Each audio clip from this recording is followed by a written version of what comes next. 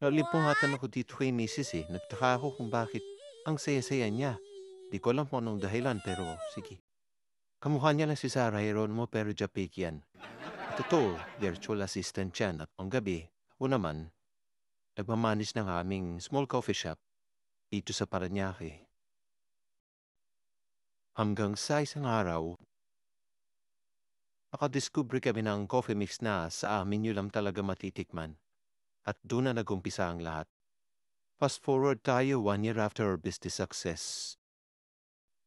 And to cut our long story short, we needed funding in order to grow.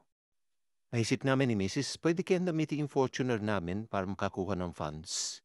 And yun, agad-agad naganap kami sa internet kung anong pwedeng paraan.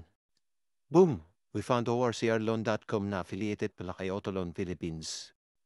At nag-submit agad kami ng complete requirements. And you know what?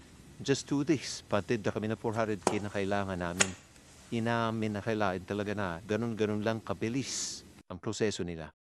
At ito pala ang dahilan kung bakit ang saya-saya ni Mrs. tung isang gabi na ngayon ko lang na-realize ang mukha pala ni Sarah Heronimo.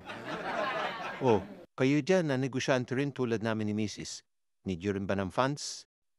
Naka-promo pa sila Autoloan Philippines at ito ang details. Basahin nyo. Habulin nyo na.